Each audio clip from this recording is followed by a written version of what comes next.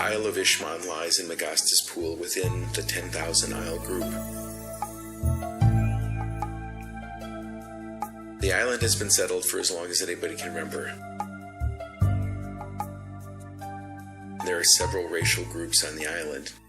The elves are the first group. They live primarily in the Greylock Forest. The elves have a greenish complexion and an average height around 5 foot 3 inches. They're a fun-loving lot, and more than one human has rued the day that he was the butt of some elvish joke. The elves worship TheDrgames, and all of the Holy Mother's festivals are observed most strictly. The elves are most at home in nature, and woods in particular.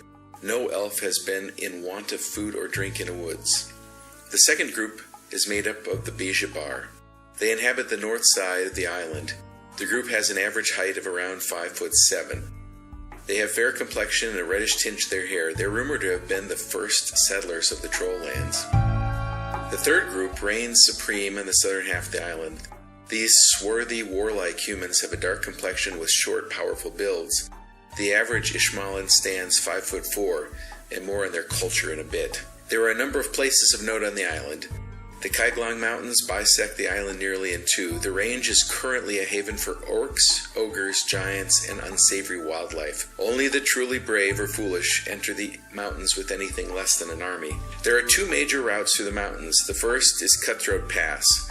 Many a foppish merchant has been known to give up his wealth and his life on the causeway. It's the haven of countless bandits and highwaymen. Yet every year in Earth season, merchants travel the long path from Ishmon to Kimlov to sell their wares. The gathering of mercenaries and adventure in the last weeks of Earth season in Ishmon is well known, and the merchants are always in need of good, reliable protection. The second way past the mountains is more treacherous than the first. The western end of the mountain range ends some 5 miles from the sea. The way is sure and the footing is firm, but Bijabar inhabiting this place of Ishmon are not interested in making their home into a throughway for travelers. The natives of the western channel care neither for gold nor cattle.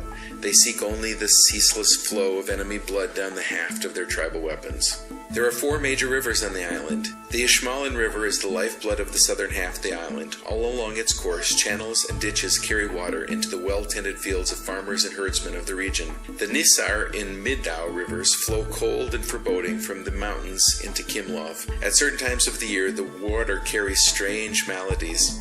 The Bijabar are not fond of these rivers. The Zapon River is generally known only to the few trappers that frequent its shores or its headwaters. Only the gods know the remainder of its slow and windy course. The Bistavan and Tile Waste flank the Ishmaelan River. These wastes range from simply hot and dry in storm season to inhumanly hot at the height of fire season. A few solitary nomad tribes pick a meager existence from the flats, and little is known of these tribes. They come in town only to trade their herbs and livestock for baubles and goods that they carry on their backs. The Zin Highlands are home to several tribes of orcs. The area is viewed as more of an annoyance than a real danger. There are several species of healing herbs and exotic spices found only in this region. That helps the local populace tolerate the occasional half-hearted orcish raid into the surrounding farms. The Igmaston Swamp is a dank and dismal locale. Only the desperate and the chaotic tainted live in the swamp. Visitors of a more wholesome variety come to the swamp to obtain powerful herbs and exotic creatures. Visitors that come at night often do not return. The Greylock Forest is a stately growth, untainted by the spoiling hands of man.